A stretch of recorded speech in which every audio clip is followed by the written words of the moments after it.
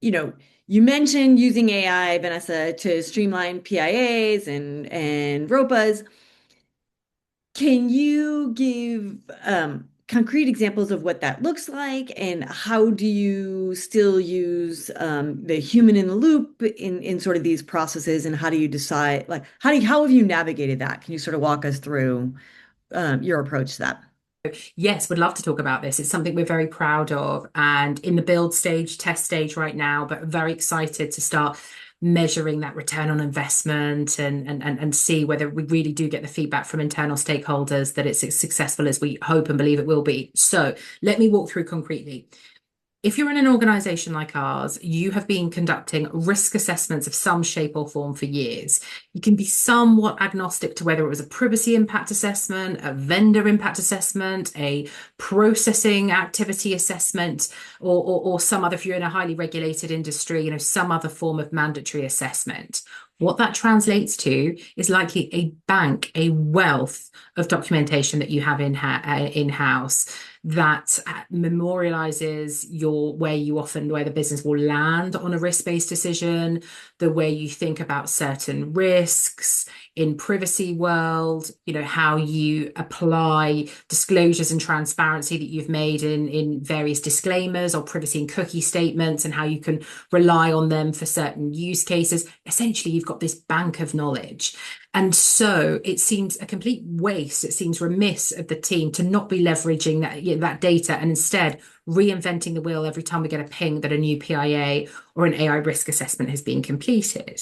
And so the first thing we've been doing on the PIA side is looking at all of that data and using some of our enterprise licensed GenAI tools where we have, contractually locked down and protected the data in terms of allowing, for subsequent training for the benefit of third parties. So you want to make sure that you're in a tight environment, because even where you redact or anonymize or remove certain data points to be, privacy aware, privacy friendly, data minimization, you don't need to train on the raw data itself. You can take segments, parts, redacted, etc. You still want to make sure that's nice and secure, and you can be comfortable that that's within the realms of your organization's use.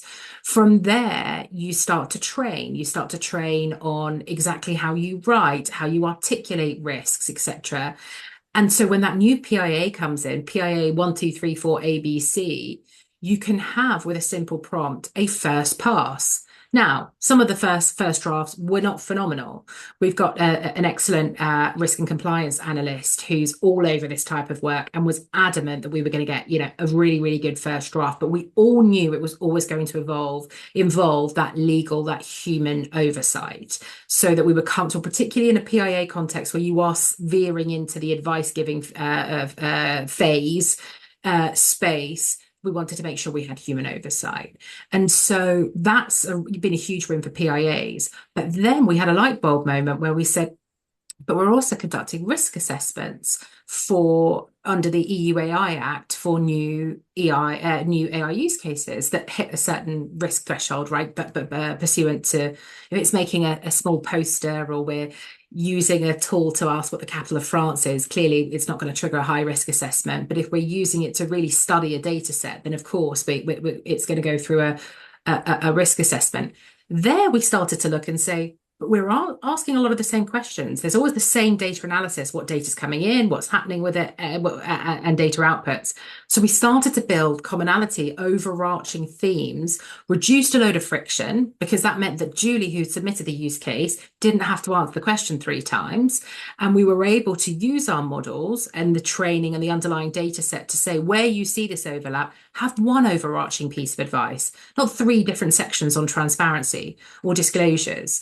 And so that's where, on the PIA side, the AI risk assessment, we're really starting to see a return on investment that looks like our lawyers, our risk and compliance analysts spending hours and hours, sometimes weeks on a PIA, depending on the complexity, and reducing that down to, an hour or an hour or 2, again, depending on the complexity. So again, we're going to need more data to see how valuable this is. Obviously, the results were very much determined by the quality of the underlying data set. And so that's something that I truly believe will only improve over time.